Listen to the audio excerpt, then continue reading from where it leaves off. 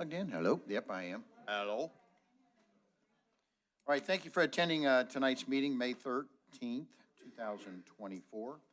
At this time, Councilmember Debbie Pennington will lead us in prayer and pledge. All rise. I'd like to start off tonight wishing my dad a happy birthday. Today would have been his birthday. And I want to start off tonight. His name was Boyd. I'm repeating myself, sorry. But my dad's name was Boyd Crawford. Can I start all over? Yeah, if you want to. Debbie Pennington is going to lead us in prayer and pledge. I'm getting ahead of myself. I want to start off tonight wishing my dad, Boyd Crawford, a happy birthday. He served in the Army, and he served in World War II, and he was in the engineers division. So, and I was a daddy's girl. I know nobody knows that, but I just wanted to remember him and wish him a happy birthday. Shall we pray? Dear Heavenly Father, we give you thanks for all the many blessings that you have entrusted in us. Be with us just now to guide us to do your will as we serve the people of Fairfield. We thank you excuse me, for our employees, fire, police, and the servicemen and women here at home and away. Keep them all safe from harm. In all this we pray in your most precious holy name. Amen. I pledge allegiance to the flag of the United States of America and to the republic for which it stands, one nation, under God, indivisible, with liberty and justice for all. Thank you, Mrs. Pennington. Madam Clerk, we have roll call, please. Councilmember Pennington. Here. Councilmember Kraft. Here. Councilmember Myers. Councilmember Davidson. Councilmember Brill. Here. Councilmember Bessel. Here. Councilmember Paulus. Here. I make a motion to excuse both Myers and Davidson. Second. Motion is second. All in favor? Aye. Opposed? Motion carried. All right. Any agenda modifications this evening? Haven't heard any. Let them stand as stated. Executive session, is there a request this evening? Yes, there is, Mr. Mayor. To consider confidential information related to negotiations with other political subdivisions respecting requests for economic development assistance and pending or imminent litigation with attorney. Thank you. Somebody care to make that motion? I'll make the motion. For executive session for the reasons stated by the city manager. Second. Motion second. Roll call. Councilmember Pennington. Yes. Councilmember Kraft. Yes. Councilmember Brill. Yes. Councilmember Bessel. Yes. Councilmember Paulus. Yes. All righty. This evening, we have a special presentation from the Solid Waste Management Plan Update from Ms. Ann Fairfield from Butler County Solid Waste Director. Good evening. How are you? That microphone might need to be, no, it's good. You can adjust it as you need. Do you need me to say my name again, or? Sure, go ahead. Okay, Ann Fairfield, Butler County Solid Waste District Director. Thank you for including me on the agenda tonight. I have not met all of you. Some of you have been elected since I presented here last about 5 years ago. So I appreciate the opportunity to introduce myself, introduce the Solid Waste District and our mission and purpose. And I wanted to say that I've been in this role for about 20 years now. So we are a fairly built-out district. We serve the full county, all of the townships, all of the municipalities. And solid waste districts were created in Ohio in the 1980s as a way to bring local control to solid waste management. So we have a board with representatives from municipalities, townships, the private sector, industry, and public citizens. And Ben Mann, who is your Public Works Director, is serving on our policy committee, and he has been involved in this plan update. And I want to thank him for his time and for representing the interests of the city of Fairfield. First thing I wanted to mention is we have been in the process of updating the plan since January of last year. This is a fairly intensive process. We engage a consultant to evaluate our programming, look at a whole lot of data. We look at all the waste disposal, all the recycling that occurs throughout our county in the industrial sector, residential sector. So we've been working on this since January. We are now we've had a public hearing, we've had a public comment period. You were all notified of that as part of Ohio Revised Code. We are now in the ratification period in which I am seeking your vote of approval on this plan. It's a 90-day period, and it will conclude on July 8th. So I think we have ample time for you to make a decision about this. That's part of why I'm here today. And then the policy committee will certify the results of the ratification. And just as a matter of reference, we have always had a 95 to 99% ratification rate. So this is not something I'm bringing to you that is, out of the box or out of the ordinary. So hopefully you will agree to what we have in this plan. And then our plan is due to Ohio EPA. I always like to tell folks, we are a regulated entity. Ohio EPA is my boss, as are the county commissioners, but I cannot regulate anyone. I cannot make anyone recycle or do anything or impose fines on anyone. So I rely on cooperation, buy-in, persuasion to get people to do what we need to do. So we'll be way ahead of schedule. We'll have this plan into Ohio EPA probably in the fall. Just wanted to give you a snapshot of some of the data that's in the solid waste management plan. This is also in this solid waste plan summary document, which you were provided by my office. I just wanted you to know about 80% of the waste that's generated in Butler County stays in Ohio. That's how we generate our revenue, is by keeping waste in the state of Ohio. We do have about 21% of our waste that goes out of state. So that's revenue we don't capture, but the commissioners are very much about free enterprise and commerce.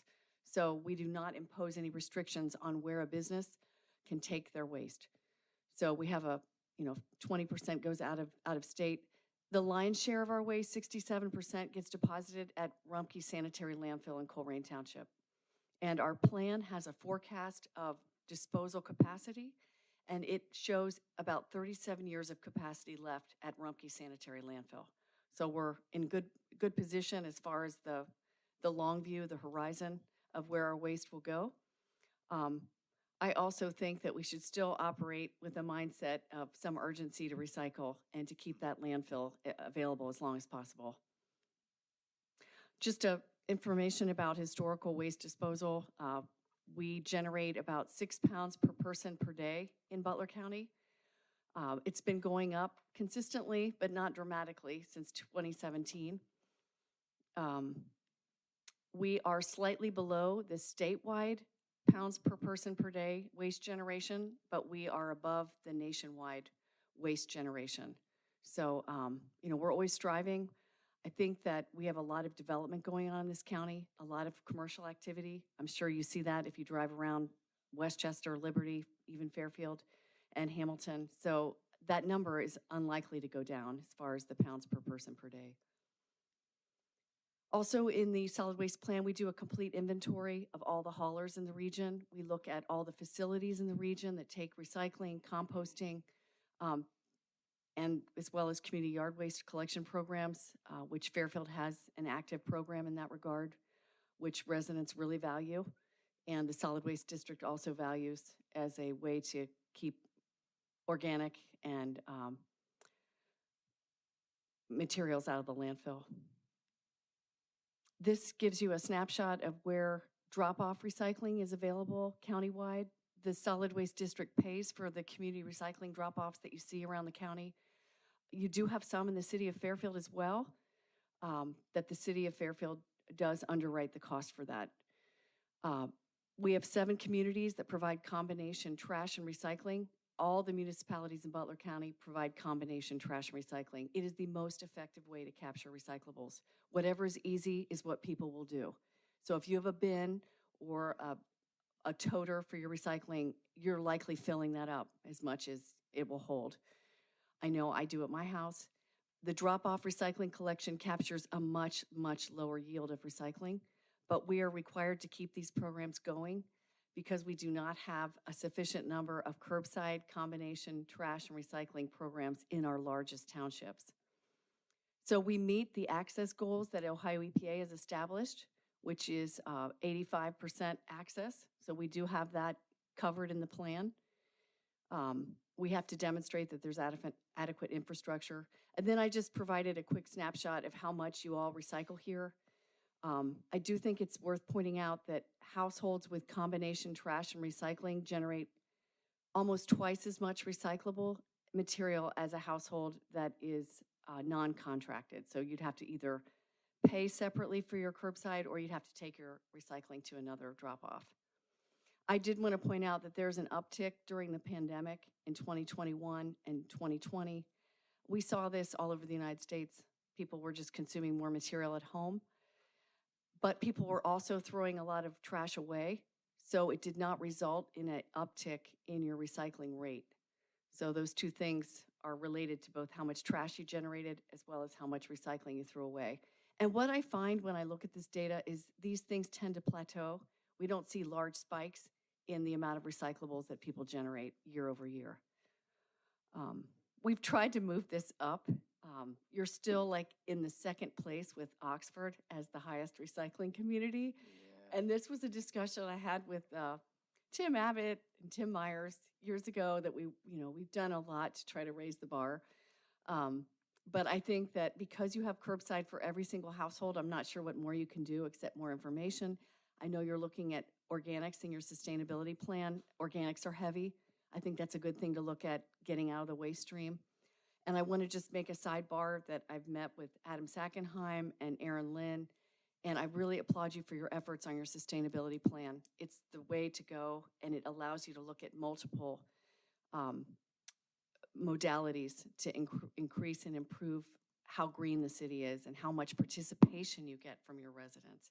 So I think there can be some carryover in other areas into recycling behavior, which is really what we're talking about when we're talking about recycling. We're talking about changing how people behave. And then I just want to give you a quick snapshot of some of the investment that we've made in the city of Fairfield. We did do a recycling partnership grant. The recycling partnership is an amazing think tank that is funded by P&G, Coca-Cola.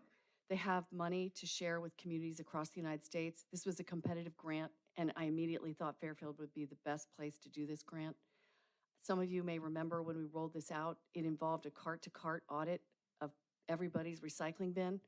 Always a little bit risky when you start looking inside people's garbage and recycling, but we had the highest improvement rate on reducing contamination in the city of Fairfield out of all the participating communities in the state that received this funding. So I want to applaud you for your level of involvement, engagement, and participation.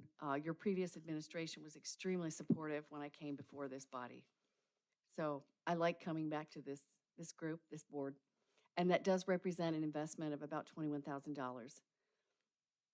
We also purchased outdoor permanent recycling containers for the Village Green in 2019, and I think those are still in place and still being used.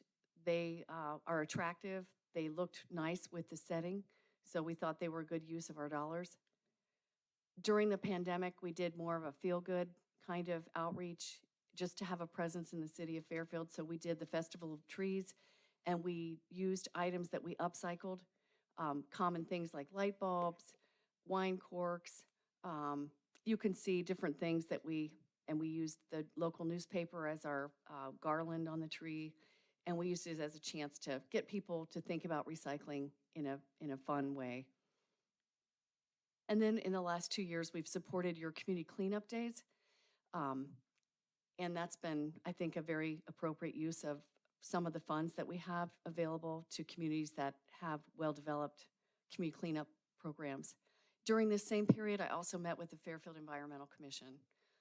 They're a wonderful group to engage with and talk with. I feel like they're on the pulse, and I'm available at any time to meet with them to discuss some of these initiatives.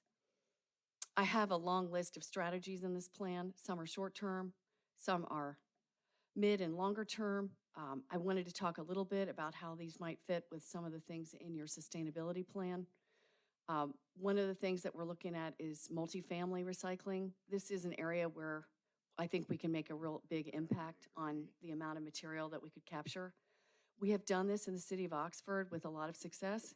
They have a very active property management association there, and I understand that it's not going to be the same here in Fairfield, but I will work with Aaron Lynn and work to identify several properties that we think would be the best to do a pilot in for multifamily recycling. We will provide some funds to help assist with the cost for the startup so that we can remove that barrier to getting the property managers on board. And then we'll also look at providing individual recycling containers so that everybody could have a container that they could leave in their unit and that would make it easy for them to get their recycling out to the recycling container. We also will do some additional outreach with the Fairfield City Schools. I have done outreach with them in the past, but what I find is typically it's good to go back every couple years, see how they're doing. Leadership changes. Also, we have other more updated messaging, signage, and even containers that can make it attractive and easier for students and faculty to recycle. We also know that schools just have a ton of material. They have cafes, they have a lot of after-school programs, they do breakfast, and then there's the sports venues. In the last 5-year cycle, we did the Monroe City schools, and we did Talawanda schools. So I try to do two city school districts in each solid waste plan update. There's a lot to do, as you can imagine. These are big districts. They have a lot of buildings, and they have a lot of material to capture. The other thing that Adam and I talked about was food waste composting, and we can do a variety of approaches on this. We can start with some backyard composting, getting residents to feel that they're empowered to manage their food scraps at home. The Soil and Water Conservation District does distribute backyard composting containers and bins, and we could seek some grant funds to make a purchase of those in bulk and make those available on an on-request basis. We would want there to be some level of commitment and interest from your residents. We don't want to just hand them out. We want to make sure they get utilized. And then the city of Oxford does a compost drop-off, organics drop-off. I don't know if you're familiar with this. They've had a lot of success with this program. They collect once a week at a central location. I think it's not too far from the former Talawanda bus depot. And a lot of residents really like this. They distributed compost containers that you can keep on your counter at home. And they think that was also a good way to get the program launched. So I would say that's something you would want to consider, is doing a combination of maybe some backyard as well as some centralized drop-off. We also do a large amount of outreach and publicity and publications to promote recycling. This is our latest publication that includes the Hefty Bag Program. I don't know if you've heard about this, but Rumpke has partnered with Hefty to capture a whole huge variety of plastics that are what I would consider extremely difficult to recycle. And so you can put straws, styrofoam, which everyone calls us about, what do I do with my styrofoam? So you can put styrofoam in the Hefty bag. You can put all kinds of plastic there's a lot on the Rumpke website and on the Hefty Renew website. And we have been driving the public to that to get more informed. They also provide a startup kit for free. So we have that listed on our website so people can get started with the Hefty Bag Program. And you just toss these recyclables right in your bin after you have your bag full. You have to buy the bag. The bags are at Kroger and Meijer. And I know they sold out like within the first month after the launch of this program, but they're back in stock.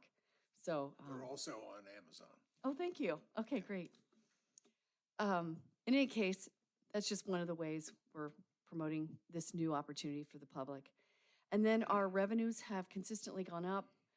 We operate on a budget a little over $600,000. We have seen consistent disposal of trash, which helps our bottom line in our budget. So I always joke, if I'm really successful and we have a zero waste county, I won't have any money, which wouldn't be great. But anyway, that's kind of a snapshot of where we've been in the last 5 years. I did want you to know that our budget is reviewed every year by the county commissioners. We have the second lowest generation fee in the state of Ohio. A generation fee is a fee that is assessed on every ton of waste that's disposed in Ohio landfills. The cost on average is about $1.36 per year per household. So that assumes about 2.5 people per household. The solid waste district does have in the plan that a proposed 25 cent per ton increase, but that is not part of the plan that you are approving. And we will evaluate the necessity of that when we get to the next plan update, which is in another 5 years. So it's a 15-year plan that's updated every 5 years. Any questions? I tried to talk fast. No, that's okay. I'm going to make a couple comments. Number one, a lot of us toured the Rumpke Recycling Facility about a month or so ago. Extremely impressed. I've shown the videos to multiple people. I've showed them to our mayor's youth clients today. So to talk, I would highly recommend people giving tour or going down there for a tour, classrooms or whatever. I was impressed. It's phenomenal, actually. Mind blowing how they recycle. Number two, the lithium ion battery drop-off locations, are those easily accessible around the county? The reason I say that is they said to us, the number one fire that destroyed their facility was a little battery and a greeting card. And they have fire suppression and infrared cameras and everything in this area where this recycled stuff is coming. So that's their biggest fear, is that little battery this big causing a big fire, which destroyed a multi-million-dollar facility. Yeah. Do we have additional drop-offs or in the city of Fairfield or where else? And people are asking me, everybody always Sure. says they thought the fear was the liquid or the acid going into the ground and contaminating the ground, but it's really the fire. The fire is definitely a huge hazard. They're really volatile. The hazardous waste drop-off program, which hopefully some of you have participated in or are familiar with, we accept batteries, all types of batteries at the hazardous waste drop-off. It is a weekly drop-off program that will start in July and operate through the middle of November. We also accept batteries, lithium-ion batteries at the e-waste, the computer and television drop-off that operates from August through the middle of November. So we have essentially 2 days a week that you can drop off batteries beginning in July. So it would be And where are those Thursday, at? Friday. It would be the county's hazardous waste drop-off program. It's in Middletown. It's at a permanent facility. And then the other location is Cohen in Middletown, and they have a permanent facility. They also take batteries year-round at Yeah. Cohen. What's it take for us to get one? Well, I think the challenge of that is we used to have a battery drop-off at the Lane Public Library System, but when information was emerging about these fires, I immediately went to the Lane Library and pulled all of these containers because I was terrified of burning down the historic Lane Library Yeah. with, battery recycling. So I think the best thing people can do is to tape the ends of their batteries while they keep them before they drop them off at a drop-off to reduce the charge on the battery. The protocol for preparing a battery for recycling is to tape the ends of the battery, whether it's a button battery, which is also a lithium-ion battery, Right. to lay it on a piece of masking, Scotch tape, and then to tape over that with another piece of tape. And if you have lithium-ion batteries, they recommend that you tape both of Both the connectors. portal ends of the batteries. It's I just don't have not a real- great It's not solution. realistic to tell people to go to Middletown, though, from Fairfield. I mean, mean, that's I just not certainly gonna take your happen. advice and I hear your concerns, and I share, obviously, I work with Rumpke closely, so I share their concerns as well. I can look into possibly if we could establish a safe deposit place where there could be some supervision around how the batteries are prepared. My big concern is, in spite of excellent signage and telling people not to deposit batteries without these types of preparation or to put them in a Ziploc bag, people don't do that. So I feel like it requires supervision because of I would the agree. nature of these batteries. I guess I could offer to provide this at our office in Hamilton during our regular business hours. But I would not want people to drop off batteries at a location where there isn't a live person to check the battery, make sure that it's prepared in an appropriate manner, because the fire risk is so high. I got an idea. Okay. I welcome, your suggestions and thoughts on that. It's definitely a problem that's not going away. Everyone has these batteries. The next thing was Rumpke's 37-year. I don't have to worry about that myself. I think I'm pretty safe on that one. I'd like to say the Lord's gonna keep me around here longer than that, but I don't know the odds of that one. But where's next? Everybody's always asking Rumpke for 30 years, then where's their next, where's that going? I think they have a facility they just got permitted in Cincinnati that has about 16 years of landfill space. 6-0? 16, Oh, 16, okay. yeah. And then, of course, there's a lot of landfill space still left in the state of Ohio. So that would require possibly hauling further. Hauling. And then also there's a lot of landfill space in Indiana and Kentucky. And the tipping fees in Indiana and Kentucky are very, very low. So I see a migration of waste, you Going know, west. eventually out of the state because we're in a tri-county, tri-state area.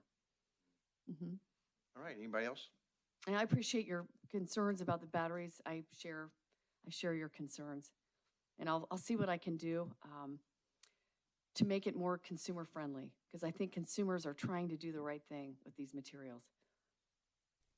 This is more of a selfish household discussion. Pizza boxes that have been used in greases, and they're still recyclable, is that correct?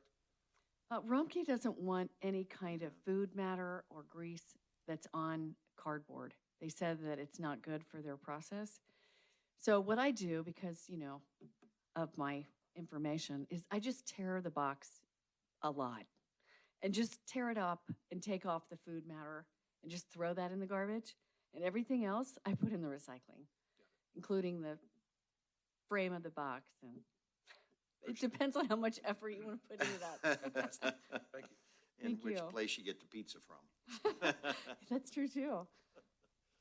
All right, anybody else?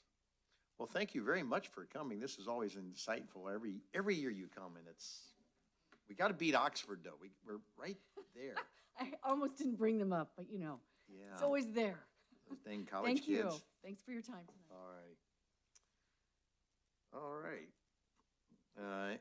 Now we'll open up to citizen comments. Any citizen comments out here? We're good. All right, council reports. We'll move around. Councilmember Brill, you have anything? This way, Mr. Kraft?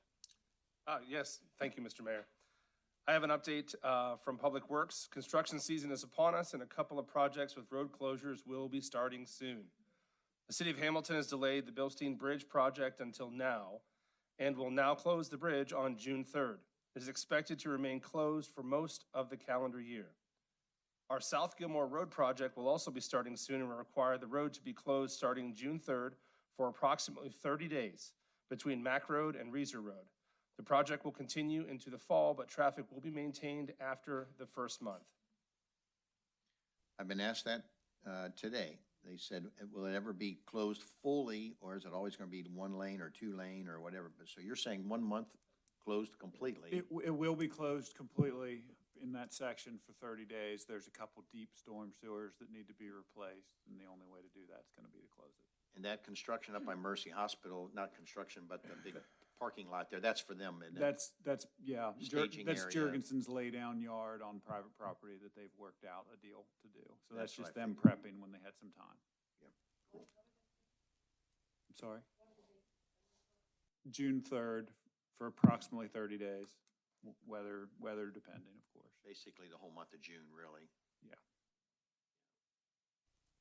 And then So- that project will then continue on with lane reductions for the next 5 months after And that. during that month and all that, your staff is going to modify the lights going down like Winton and Mack and all of that to accommodate those long turns. We'll do the best we can with it, yeah. We'll have a detour posted, and then, of course, the traffic will find its level as people find different routes to go, but we'll have a detour route utilizing traffic signals Yeah, down to. because you can adjust the length of you can go in and, yeah. Yeah, we will. Thank I you. expect some backups on Winton quite a bit, so. All righty. I have one. Go ahead.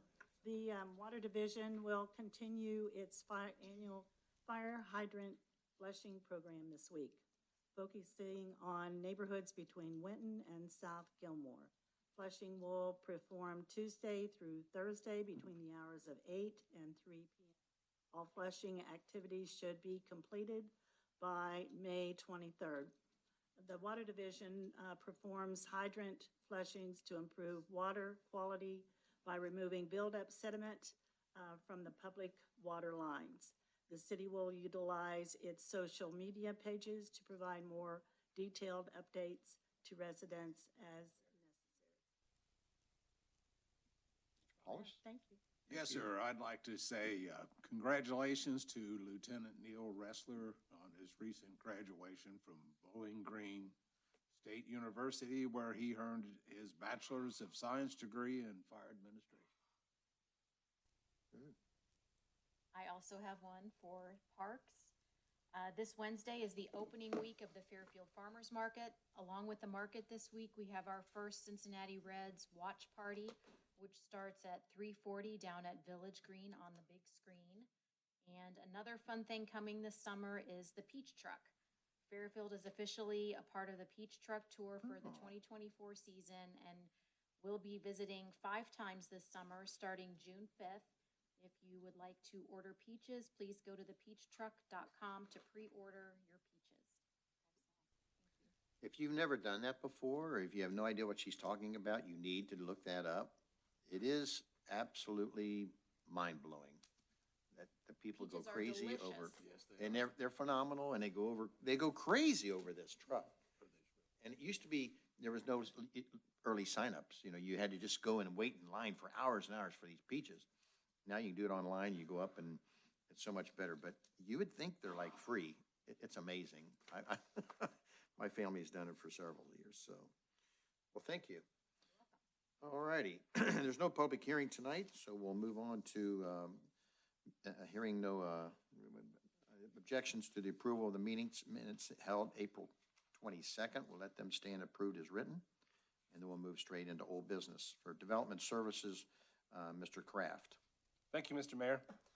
I have an ordinance amending ordinance number 166-84, the codified ordinances of Fairfield, Ohio, section 1141.02. The City of Fairfield, Ohio zoning map by approving the concept and final development plan for the optimized senior living planned unit development on approximately 5.6 acres of land on 3 parcels located at 6131 and 6151 River Road. This will stand as the third reading, and thus I will make a motion for adoption. Second. Motion and a second for adoption. Comments from council? The only comment I was going to make is, you know, I really thank the planning commission members that are still a couple of them out there. Want to thank them for their due diligence of doing this extremely thorough process. And, you know, it's always hard to do these big decisions, but when you think of things, it's an easy sell, because I've talked to a couple residents down there.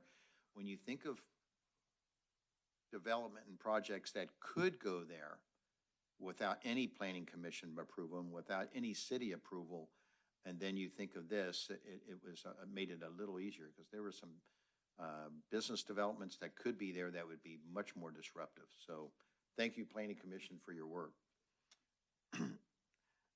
Let me see here. Comments from audience, comments from council? All in favor? Aye. Opposed? Motion carried. That's all I have, sir. Thank you. All righty. We have new business now. I'd like to make a motion to read all new business by title only. Second. Motion is second for title only. All in favor? Aye. Opposed? Motion carried. Okay, Mr. Timmer for Development Services. We have one ordinance tonight for Development Services. The ordinance is for the conveyance of property. Ohio Revised Code, Section 1724.10, permits municipalities to convey property to community improvement corporations for economic and community development purposes. Approval of this ordinance would affirm that the Fairfield CIC can act as a development agency on behalf of the city and authorizes the transfer of ownership of properties at 5110 and 5139 Pleasant Avenue to the Fairfield CIC. Thank you. All right, Mr. Kraft. Thank you, Mr. Mayor. I have an ordinance affirming the designation of the Community Improvement Corporation of Fairfield as the city's agency for development in the city and authorizing the conveyance of properties at 5110 and 5139 Pleasant Avenue to the Community Improvement Corporation of Fairfield and declaring an emergency. I'd like to make a motion to suspend second and third readings. Second. Motion is second for rule suspension. All in favor? Aye. Opposed? Motion carried. And a motion for adoption. Second. Motion is second for adoption. Comments from audience? Comments from council? All in favor? Aye. Opposed? Motion carried. Thank you, sir. All right. Moving along here, Parks and Recreation, City Manager Scott Timmer. We have one ordinance tonight for Parks, Recreation, and Environment. The ordinance is to amend the codified ordinance relative to the Cultural Arts Advisory Commission. The ordinance enhances the commission's role in education, marketing, and programming. Thank you. All right. Councilmember Bezel. Thank you. I have an ordinance to amend Chapter 164, Section 164.02 of Ordinance 166-84, the codified ordinances of Fairfield, Ohio, relative to Cultural Arts Advisory Commission and declaring an emergency. I'd like to make a motion to suspend the second and third readings. Second. Motion second for rule suspension. All in favor? Aye. Opposed? Motion carried. I'd like to make a motion to adopt. Motion second for adoption. Comments from audience? Comments from council? All in favor? Aye. Opposed? Motion carried. All right. Mr. Timmer, for public utilities. We have two ordinances tonight for public utilities. Both ordinances are to authorize the city manager to enter into a master supply agreement with Interstate Gas Supply, or IGS, for retail electric and power for all municipal facilities and lights. The second ordinance is specific to the city's wastewater treatment plant. The city's current agreement with IGS Energy for energy supply ends in December of this year. These ordinances allow the city authorization to lock in an electric retail power rate. The new agreement term will be January 2025 through December 2027, with the exception of the wastewater treatment plant, which is a one-year term. Thank you. Councilmember Pennington. Yes, I have an ordinance to authorize the city manager to enter into a master supply agreement with Interstate Gas Supply, doing business as IGS Energy, for competitive retail electric service and electric power for all municipal facilities and lights except the city's wastewater treatment plant from January 2025 to December 2027. Excuse me, and declaring an emergency. I'd like to make the motion to suspend the second and third readings. Second. Motion second for rule suspension. All in favor? Aye. Opposed? Motion carried. And motion for adoption. Second. Motion second for adoption. Comments from audience? Comments from council? All in favor? Aye. Opposed? Motion carried. And the second ordinance is to authorize the city manager to enter into a master supply agreement with Interstate Gas Supply, doing business as IGS Energy, for competitive retail electric service and electric power for the city's wastewater treatment plant from January 2025 to December 2025 and declare an emergency. I'd like to make the motion to suspend the second and third readings. Second. Motion second for rule suspension. All in favor? Aye. Opposed? Motion carried. And motion for adopt. Second. Motion second for adoption. Comments from audience? Comments from council? All in favor? Aye. Opposed? Motion carried. Thank you. All right, Public Works, Mr. Timmer. We have three ordinances and one resolution tonight for Public Works. The resolution is to approve the 2025 Butler County Solid Waste Management Plan. The first ordinance is to authorize the city manager to enter into a contract with FYDA Freightliner Cincinnati for the purchase of a Freightliner 185 SD single-axle truck cab and chassis. This vehicle will replace a 2001 model, which will be sold at auction. The vehicle is listed under ODOT bid number 23-24. The second ordinance is to authorize the city manager to enter into a contract with W.A. Jones Truck Bodies and Equipment for outfitting. This truck is being outfitted with Monroe Truck Equipment through W.A. Jones Truck Bodies and Equipment, with contracts held through Sourcewell Joint Purchasing Program. The third ordinance is to authorize the city manager to enter into a contract with Naira Paving for sidewalk construction along the west side of Route 4 between Camelot and Millis. This project will provide a sidewalk in compliance with current American with Disabilities Act regulations. The path will create a continuous sidewalk along Route 4 where none currently exists on either side of the road. There is considerable pedestrian traffic along this side of the road to the point that a worn path exists in the grass. Thank you. Very good. Back to Mr. Kraft. Thank you, Mr. Mayor. I have a resolution approving the 2025 Butler County Solid Waste Management Plan. Make a motion for suspension of second and third readings, please. Second. Motion is second for rules adoption. I'm sorry, rule suspension. All in favor? Aye. Opposed? Motion carried. And a motion for adoption, please. Second. Motion is second for adoption. Comments from council? Comments from audience? All in favor? Aye. Opposed? Motion carried. First ordinance is to authorize the city manager to enter into a contract with FYDA Freightliner Cincinnati Incorporated for the purchase of a Freightliner 185 SD single axle truck cab and chassis for the street department and declaring an emergency. A motion to suspend second and third readings, please. Second. Motion is second for rule suspension. All in favor? Aye. Opposed? Motion carried. And a motion for adoption. Second. Did somebody do it? I didn't hear it. I'm sorry. Let me see. All comments from audience? Comments from council? All in favor? Aye. Opposed? Motion carried. The second ordinance is to authorize the city manager to enter into a contract with W.A. Jones Truck Bodies and Equipment for the outfitting of a Freightliner 108 SD for the street division and declaring an emergency. A motion to suspend second and third readings, please. Second. Motion is second for rule suspension. All in favor? Aye. Opposed? Motion carried. And a motion for adoption. Second. Motion is second for adoption. Comments from audience?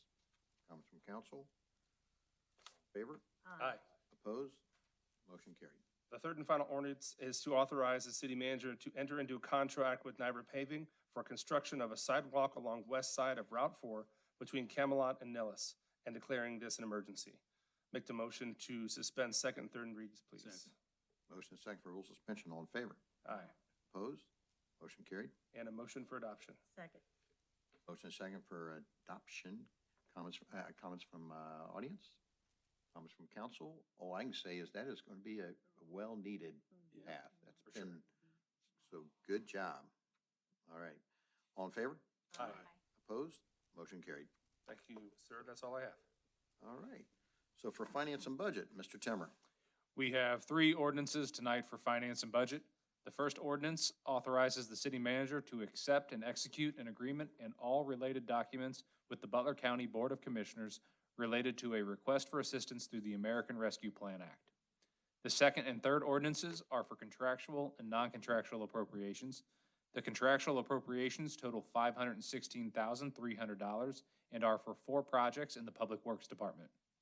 The non-contractual appropriations total $842,704 and include 23 projects from the Parks and Recreation, Public Utilities, Public Works, and Police Departments. Thank you. All righty. Councilmember Brill for finance and budget. Thank you, Mr. Mayor.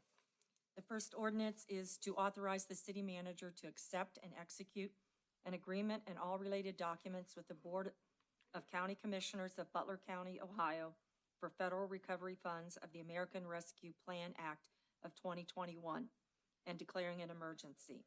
I'd like to make a motion to suspend second and third readings. Second. Motion second for rule suspension. All in favor? Aye. Opposed? Motion carried. And motion to adopt. Second. Motion is second for adoption. Comments from audience? Comments from council? All in favor? Aye. Opposed? Motion carried. Second is an ordinance to amend ordinance number 166-23 entitled, "An Ordinance to Make Estimated Appropriations for the Expenses and Other Expenditures of the City of Fairfield, Ohio during a period beginning January 1, 2024 and ending December 31st, 2024. This is the 4 projects that are contractual appropriations, and I'd like to make a motion to suspend second and third readings. Motion is second for rule suspension. All in favor? Aye. Opposed? Motion carried. Motion for adoption. Second. Motion is second for adoption. Comments from audience? Comments from council? All in favor? Aye. Opposed? Motion carried. And the third and final is an ordinance to amend ordinance number 166-23 entitled, "An Ordinance to Make Estimated Appropriations for the Expenses and Other Expenditures of the City of Fairfield, Ohio during a period beginning January 1, 2024 and ending December 31st, 2024.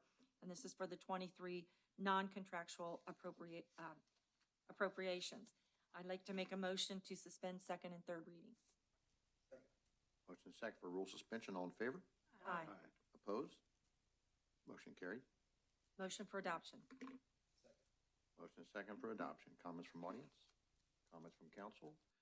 The only thing I'm going to say, just in case somebody's watching us on TV, is it looks like we spend a lot of money up here, and we do it very quickly.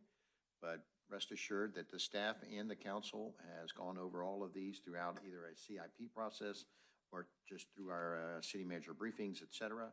And all of these expenses have been discussed in great detail. So we didn't just spend this quickly, or we did, but without a lot of background. All right, all in favor? Aye. Opposed? Motion carried. Thank you, Mr. Mayor. All right, Madam Clerk, read the meeting schedule. Tuesday, May 28th, council manager briefing 6 PM, regular meeting 7 PM. Monday, June 10th, council manager briefing 6 PM, regular meeting 7 PM. Monday, July 8th, council manager briefing 6 PM, regular meeting 7 PM. And at this time, we still have a briefing on each of those. You just haven't figured out which ones, or are they for sure? Okay, cool. All right, we'll now move to executive session.